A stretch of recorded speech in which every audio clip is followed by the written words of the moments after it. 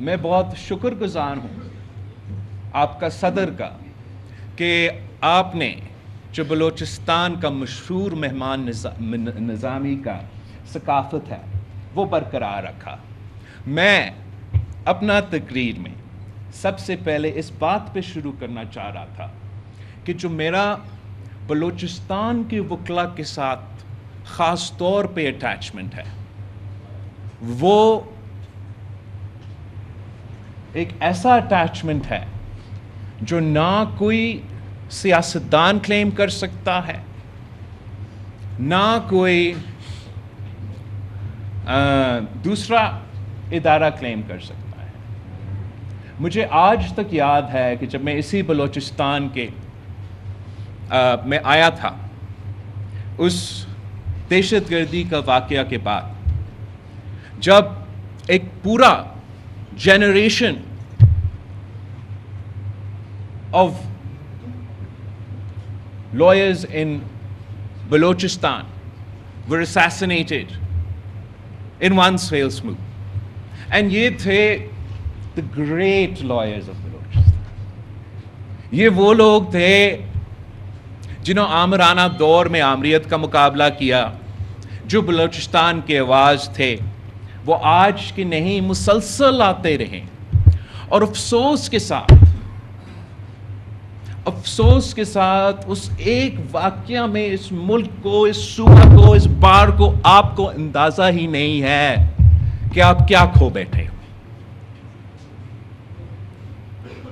میں اس چیز سے بھی مجھے باقاعدہ یاد ہے کہ جب میں آیا تھا میں اپنا آنسو نہیں روک سکا،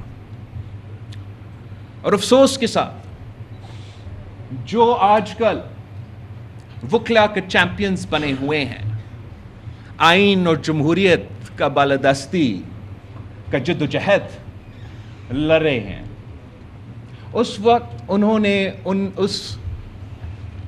ہمارا کنیکشن کو، جس چیز کو مجھے اور آپ کو صرف معلوم ہے، ان کو تو کیا پتا، اس پہ مذاق کرایا گیا، اس پہ طنز کیا گیا. میرا خاندان کا، میرا جماعت کا سفر نو کانفیڈنس موشن اور کٹپتلی خان سے شروع نہیں ہوتا. اگر آپ کا یادداشت اور آپ کا جمہوری جدوجہد 2021 یا 2 یا جب بھی وعدم اعتماد آئے، اگر وہاں سے شروع ہوتا ہے، میرا معذرت، آپ کو کچھ نہیں معلوم. ہم یہ خونی جدوجہد جو آگ اور خون کے دریا سے طے کے 3 نسلوں سے کرتے آ رہے ہیں، یہ کوئی بندوق کا انقلاب نہیں رہا. کوئی چیز ایک دن میں نہیں ہوا، ایک سال میں نہیں ہوا. آپ جس 1973 کانسٹیٹیوشن کی بات کر رہے ہو، جس کی بنیاد بالکل قائد عوام شہید ذوالفقار علی بھٹو نے رکھا، جس پہ آج تو پورا کنسنسس ہے کہ ملک کی اگر کوئی نہ کوئی کانسیپٹ ہے، بیسک سٹرکچر ہے، تو وہ ہے. اسی 1973 کی آئین کی بحالی شہید محترمہ بینظیر بھٹو کی زندگی کی سیاسی جدوجہد کا مقصد تھی. وہ جدوجہد وہ 30 سال لڑتی رہی، 2 دفعہ ملک کی وزیر اعظم بنی.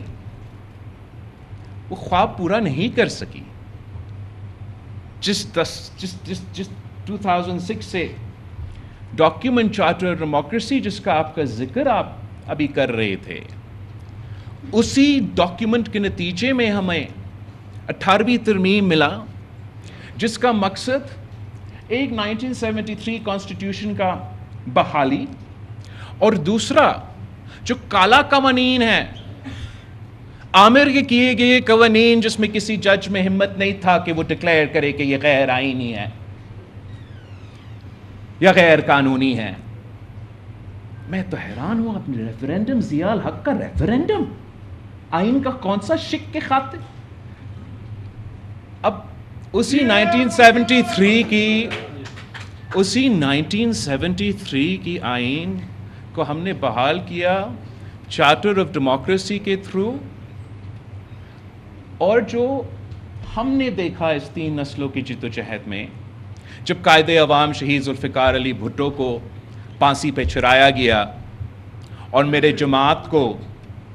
जमात के कारकुन को, मुख्तलिफ जमात के कारकुन को निशाना बनाया गया, तो उस ज़माने में हम इन अदालत से गुज़रे और ऐसे नहीं गुज़रे। हम इन अदालत से ऐसे गुज़रे कि जो भी आप पाकिस्तान पीपल्स पार्टी का बड़ा आदमी आज देखेंगे ना, उन्होंने उस ज़मानों में जब शहीद मोहतरमा बेनज़ीर भुट्टो सखर जेल के 50% गर्मी में कैद थी, जमहूरियत की बहाल करने के लिए, इसी आइन के बहाली के लिए, जिसको आज तो पीटीआई को ज़्यादा मालूम है मुझसे, उसी टाइम पे आपके ये सियासी लोग जुल्म भुगत रहे थे, अंदर से ये कोर्ट का निज़ाम जानते। उसके बाद हमने 90 का दहाई देखा। 90 की दहाई में मियाँ मोहम्मद नवाज शरीफ साहब, मियाँ शहबाज शरीफ साहब की हुकूमत थे।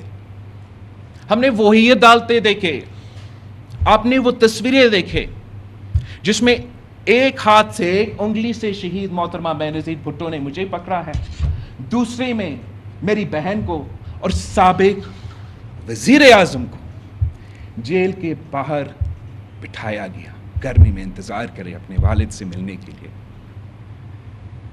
मैंने अपना वालिद को सारा 12 साल जेल में, आप जो भी समझे किसी के बारे में, किसी सज़ा के बगैर, पहले सिर्फ इसलिए कि शरीफ की मर्जी, दूसरी दफ़ा सिर्फ इसलिए कि मुशर्रफ की मर्जी, कि शहीद मोहतरमा बेनज़ीर भुट्टो को धमकी, शहीद मोहतरमा बेनज़ीर भुट्टो को ब्लैकमेल, मतलब तशद्दुद किया गया, गला काटा गया, ज़बान काटा गया, मगर वो झुका नहीं। यही आपका अदालत का निज़ाम था जिसने वो देखा, जिसने ये नजर देखा। निसार खुरो साहब, पाकिस्तान पीपल्स पार्टी का ताज हैदर, वो खून से धोए हुए शलवार कमीज। सेनेटर आसिफ अली जरदारी उस वक्त प्रेस के सामने लख रहे थे। कहां था कंप्लीट जस्टिस? वो सदर पाकिस्तान बनता है, वो तमाम केसेस को 5 साल के लिए नहीं सुना जा सकता इम्यूनिटी की वजह से, व्हाटएवर। एनआरओ केस में सारे इफ्तिखार चौधरी ने डबल जेपटी के बावजूद बहाल किए। इफ्तिखार चौधरी की मौजूदगी में, मियाँ मोहम्मद नवाज शरीफ साहब की मौजूदगी में, वो तमाम केसेस से बाइज्जत बरी। अब मैं वो कागजी बाइज्जत बरी के साथ करूं तो क्या करूं? मेरा बचपन का जिंदगी वापस देगा तो कौन देगा? ये कोई मजाक है? ये मेरे साथ हो सकता है। मैं नवासा हूं कायदे अवाम का, बीबी का बेटा हूं, सदर का बेटा हूं, मगर मेरे रगों में आप जैसा खून है भाई, तो मेरे साथ ये होता आ रहा है। और माजरत के साथ आपका जो लॉयर्स मूवमेंट था, आपका जो चीफ जस्टिस इफ्तिखार चौधरी था, उसका जनरल कियानी जब वो आईएसआई का चीफ था, जनरल पाशा जब वो आईएसआई का चीफ था, ये मुकमका बना कि अगर चार्टर ऑफ डेमोक्रेसी लागू होगा, अगर हम 1973 के आइन को असल सूरत में बहाल करेंगे, तो स्टेटस को का क्या होगा, हमारा कंट्रोल डेमोक्रेसी का क्या होगा। अगर ये लोग 58(2) आइन से निकालेंगे तो आप चीफ जस्टिस इफ्तिखार चौधरी को दे दें। अगर ये इनको सियासत से अलग रखना है तो किसी न किसी बहाने पे 62, 63 के पे ना अहल कर दे। पूरा आजाद अदलियत ने, आजाद अदलिया ने हमारा जमहूरियत में, हमारा जमहूरी सफर में 30 साल की जिद्दोजहद करने के बाद, 18वीं तरमीम और 1973 की बहाली के बाद ये माशाल्लाह ऐसे प्रेसिडेंट्स डाले। आप तो कॉन्स्टिट्यूशन की फ्री मीडिया एंड प्रेस तो मेरा चार्टर ऑफ डेमोक्रेसी में भी है, मगर कॉन्स्टिट्यूशन में भी है। بالکل مانتا ہوں کہ آج تو بہت برا حالات ہے، مگر مجھے تو لگا کہ تب بھی بہت برا حالات تھا، کہ ایک ایسا فرعون بیٹھا تھا جس کے خلاف آپ بول ہی نہیں سکتے تھے. مطلب کنٹمپٹ آف کورٹ کا ڈیفینیشن آپ لوگ مجھے بتائیں. میں تو وکیل نہیں ہوں، غلطی مجھ سے ہوا.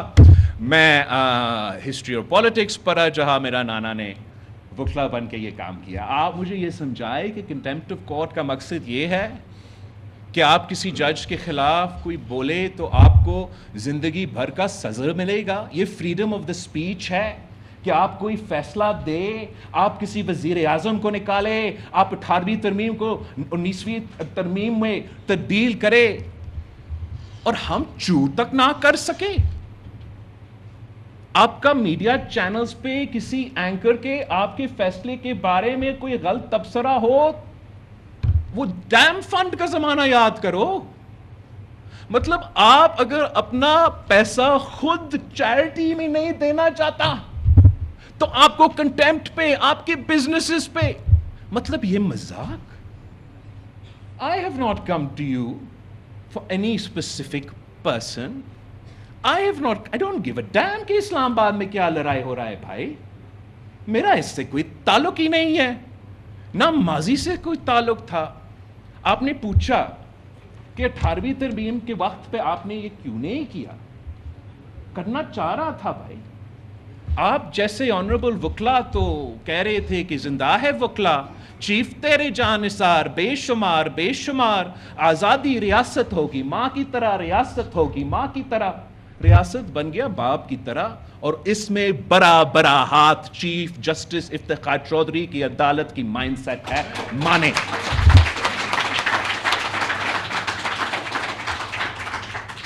پارلیمان پہ مسلسل حملہ آور رہا ہے یہ ادارہ، اور آپ اس کے آزادی کے نام پہ اتنا طاقت دلوائے ہیں ان کو کہ آئین ان کی مرضی، ہماری مرضی نہیں. جو ہم نے لکھا 63A کا آپ ذکر کر رہے ہو، آپ تو لائر ہو، آپ کو پتہ ہونا چاہیے. 63A بالکل ہم نے لکھا بھائی. تو سب سے زیادہ مجھے پتا ہے کہ 63A کا مطلب کیا. It's not like we're a 200-year-old constitutional republic and you have to dig up Thomas Jefferson and ask him کہ آپ نے constitution میں کیا لکھا. آپ رضا ربانی سے پوچھیں، آپ صدر زرداری سے پوچھیں، وہ کمیٹی موجود ہے.